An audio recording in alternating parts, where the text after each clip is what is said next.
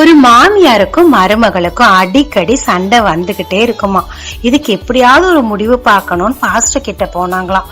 Pastor ஒரு பாட்டில் நிறைய ஒரு தண்ணி கொடுத்து, இது புனித நீரம்மா, உனக்கு சண்டை எப்ப ஸ்டார்ட் ஆகுது அப்படின்னு தோணுதோ, மாமியாராவது மருமகளாவது யாராவது ஒருத்தர் வேகமா போய் இந்த பாட்டில் தண்ணிய குடிங்க, ஆனா முழுங்க கூடாது, வாயிலேயே வச்சுக்கணும் அப்படின்னு சொன்னாராம். அதனால சண்டை வர முன்னாடி போட்டி போட்டு மாமியாரும் மருமகளும் மாறி மாறி இந்த தண்ணிய வாயில வச்சுக்கிட்டாங்களாம். கொஞ்ச நேரம் ஆன உடனே சண்டை இல்லைன்னு தெரியும் போது தண்ணிய துப்பிட்டாங்களாம். இப்படி போக போக ஒரு 2 மாசத்துல மொத்தமா அந்த வீட்டுல சண்டை நின்னு போச்சு. ஒரே சமாதானமாயிருச்சு. பாஸ்டர்ட்ட வந்து, என்ன பாஸ்டர் மேஜிக் பண்ணீங்க, என் மருமக தங்கம் போல மாறிட்டா, என் மகளை விட அதிகமா நல்ல பிள்ளையா இருக்கா அப்படின்னு சொன்னாங்க.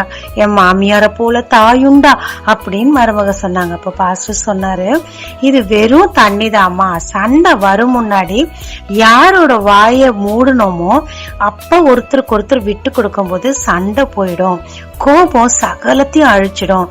கொஞ்ச நேரம் ஆற போடுங்க, அப்ப எல்லாம் மறைஞ்சு சுமூகமாயிடும் அப்படின்னு சொல்லி கொடுத்தாராம். இந்த நாளுக்குரிய வசனம் யோபு 5:24. உம்முடைய கூடாரம் சமாதானத்தோடு இருக்க காண்பீர். கட்டளை வசனம் 2. கோபம் நிர்மூடனை கொல்லும். சங்கீதம் 120:6-7 சொல்லிருக்கு, சமாதானத்தை பகைக்கிறவரிடத்தில் என் ஆத்மா குடியிருந்தது போதும், நான் சமாதானத்தை நாடுகிறேன், அவர்களோ நான் பேசும்போது யுத்தத்துக்கு எத்தனைப்படுகிறார்கள் அப்படின்னு சொல்லிருக்கு.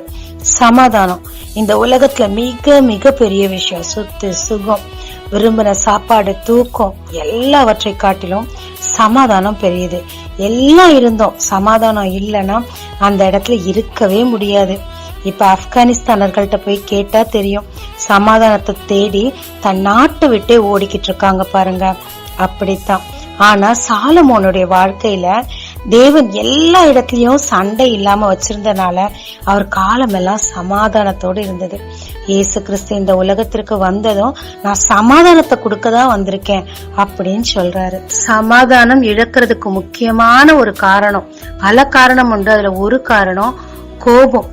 கோபக்காரனோட சேரவே சேராதன்னு வேதம் சொல்லுது. அப்படி இருக்கும்போது நம்ம கிட்டே அதிகப்படியான கோபம், ஈகோ இருக்கும்போது, நான் தான் அப்படின்னு முன்னாடி பேசும்போது, முன்னாடி வரும்போது சமாதானம் கண்டிப்பா போயிடும். ஆனா மெதுவான பிரதியுத்திரம் கோபத்தை தணிக்கும் வேதத்துல கொடுத்திருக்கு. ஆகையினால சமாதானத்தின் தேவன் நம்மோடு இருக்கிறபடினால நமக்கு அவர் கொடுத்த சமாதானத்தை நாம தான் காப்பாத்திக்கும். நம்முடைய கோபம், நம்முடைய ஈகோ அந்த சமாதானத்தை கெடுத்து போடாதபடிக்கு விட்டு கொடுத்து தாழ்ந்து தேவனுடைய சமாதானத்தை நாமும் அனுபவித்து மற்றவங்களுக்கும் ஸ்ப்ரெட் பண்ணலாங்க. ஜெபிக்கலாமாங்க. சமாதானத்தின் தேவனே, நீர் எனக்கு சமாதானத்தை கொடுக்க இந்த பூமிக்கு வந்ததற்காக நன்றி அப்பா. நீர் கொடுத்த சமாதானத்தை என்னுடைய சொந்த மாமிசத்தை நிமித்தம் நான் இழந்து போகாதபடிக்கு உன் பிரமாணங்களின் படி நடந்து என்னுடைய சமாதானத்தை அநேகருக்கு ஸ்ப்ரெட் பண்ண எனக்கு கிருபை தாரும். இயேசு மூலம் பிதாவே, ஆமென்.